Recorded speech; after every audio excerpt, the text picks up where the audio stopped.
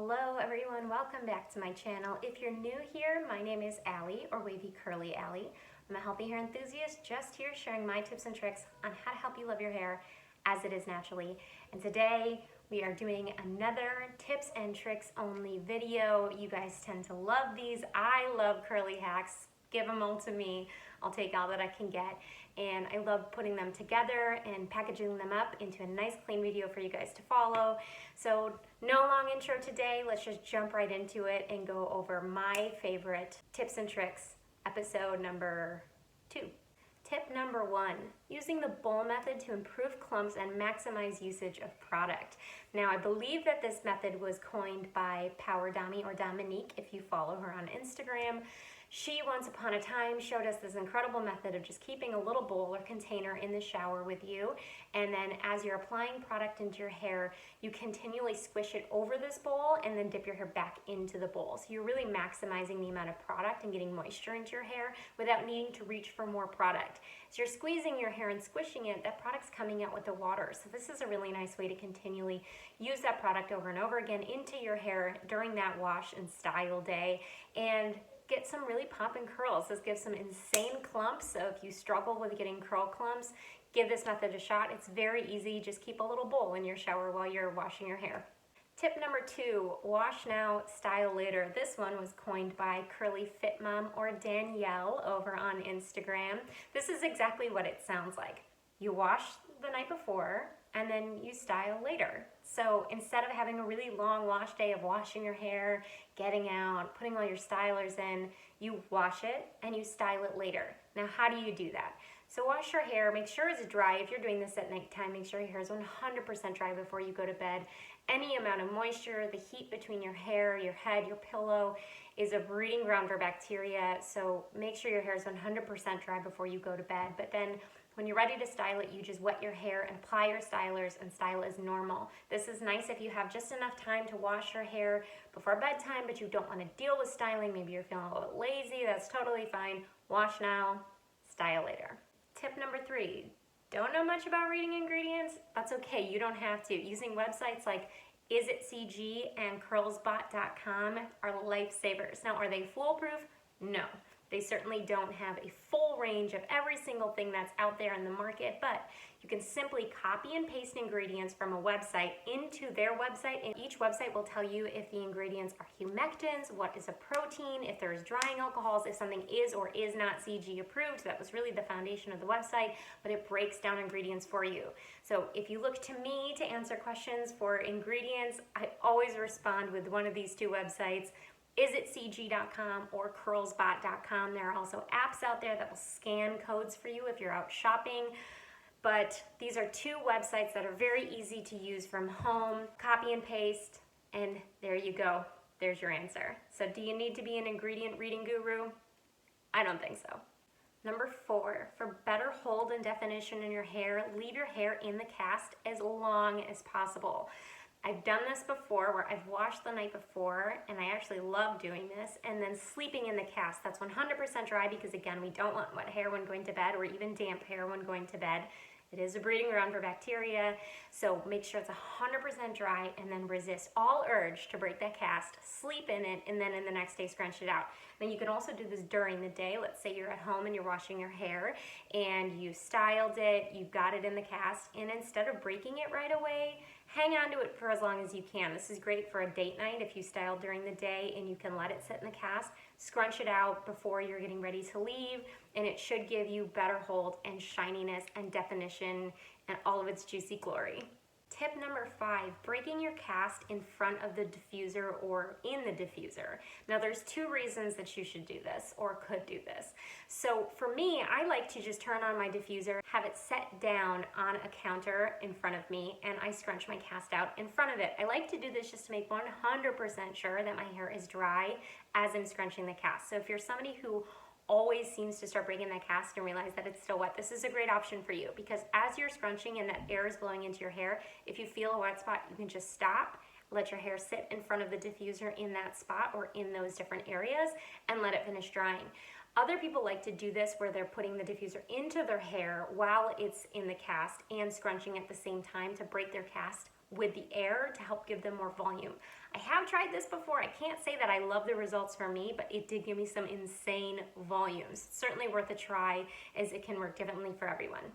Tip number 6, let's say you purchased a universal diffuser and it did not fit universally with your dryer. This is very common actually.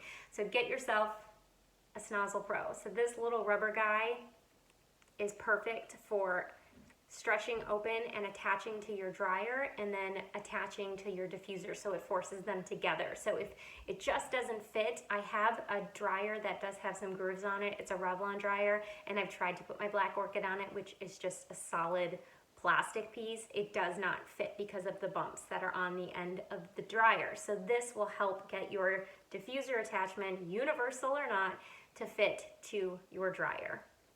SnozzlePro. I'll link it below. Tip number 7, steaming your hair as a refresh. Now this does not work for everyone. I'm very well aware of this. However, this is great for plumping up your curls and maximizing moisture in your hair. So I like to steam my hair and add a little bit of oil or something to seal in the moisture, and then finish it off with maybe a little bit more product to help really give it a shape back. I've noticed I get a lot more curl and definition closer to my root when refreshing this way, but again, this doesn't work for all hair types. So give it a try. It's certainly worth the experiment, and let us know if that works for you. Tip number 8. Now this is kind of a mom hack, but some of you may own one of these already for whatever reason, but it's using cotton muslin swaddles in your routine. Why would you use this? Well, we use microfiber towels and cotton t-shirts to scrunch out product in our hair, to micro plop, if you will, or to plop in general. So I love to use these cotton muslin swaddles. I actually thought of this idea when I was getting ready to get rid of some baby items. My kids are toddlers now, and I didn't really need these anymore, and they haven't really held on to them as blankies, but they are very fine woven cotton blankets. They're very breathable. So I like to plop my hair into this or use it to micro plop. So you can put it on top of your head. You could also try putting it on top of your head and getting some air onto it to help diffuse it while it's still collected into the towel. It's similar to net plopping, but using a cotton muslin swaddle instead. So this is a favorite hack of mine because this is huge. So if I'm using this to scrunch out some extra water, I like to scrunch and then move my shirt or my towel, and this gives me a lot of surface area to scrunch out water and still keep most of my towel fairly dry. Tip number 9, using Smasters Technique for trouble spots in your hair. So many of you come to me and say that your underlayer or certain sections on the top layer of your hair just don't curl the same as other areas of your head. That's okay, that's actually really normal. The underneath layer of my hair is relatively straight.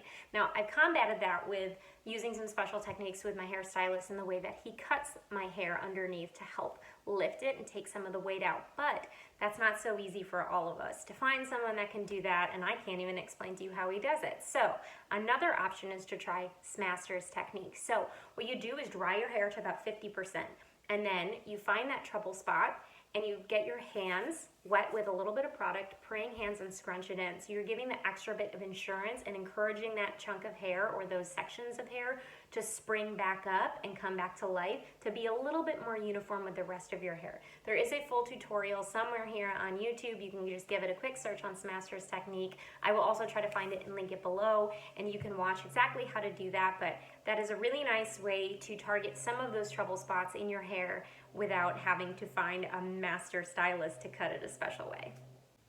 And tip number 10, let's say you don't have a diffuser, maybe you're new to the method or the one you have broke, that can happen. You can just go to your kitchen and grab a strainer. So using a strainer as a diffuser is tip number 10. Many of you actually just choose to do this when traveling. So I use the Black Orchid diffuser attachment, and it is at least this big. It's massive. It takes up quite a bit of space in my suitcase. Some people like to get the collapsible metal strainers and use those as part of their diffusing. So they scoop their hair up in the diffuser, and then from underneath they blow the air. Now, I can hear some of you saying, well, isn't that gonna get really hot because it's metal? I'm gonna ask you, how hot are you letting that air get into your hair? So turn the temperature down, bring it down to about medium. If it feels like the metal is getting a little bit warm, click it back down to low. But this is a really awesome technique to use if you don't feel like going out and buying a diffuser attachment, if you don't have one because it broke or you're just starting out, or if you're looking for something that's a little bit easier to carry in your suitcase and doesn't take up so much space. But wait, there's more. As always, I like to give you guys a couple of extra bonus tips, and today's tips are actually relatively simple, as are most of them.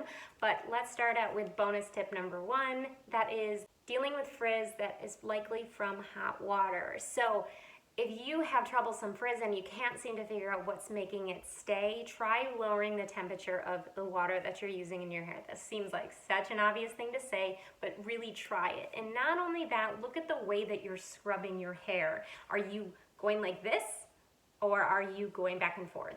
I've recently heard from a professional hairstylist that simply changing the motion of your fingers when scrubbing to a back and forth motion is less likely to ruffle up your strands that are going to go astray in styling. So try going back and forth instead of fluffing your hair all over as you're scrubbing shampoo or conditioner into your hair, but most likely shampoo, since that's where we're ruffling up at our scalp the most. And last but not least, bonus tip number 2, using perishable items by storing them in travel size containers. Now, why would you do that?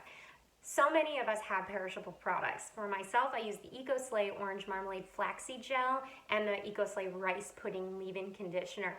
Both of those are perishable. There are no preservatives or anything in the ingredients to keep it from spoiling, so they need to be kept in the refrigerator as suggested on the bottle.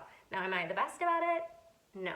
Now, a nice option is to take travel size bottles and put a couple uses into each of those bottles. That even if you don't remember to put it back into the refrigerator, if it's just a few days between your wash day, that product is very likely going to be just fine for you to use. And then as you see that going low, you might remember to go back to your refrigerator and fill it up again. Now, pick your poison. You're either going to leave the entire container out, or you're never going to remember to bring it into the shower and you're doing a naked run to the bathroom, or just not ever using it because you grabbed something else for the sake of not having to leave your bathroom. If you're like me and you have a hard time remembering to do little things like this, it's always nice to put some in some travel size containers, and as you empty it, bring it out of the shower with you so that you see it and remember to fill it up again.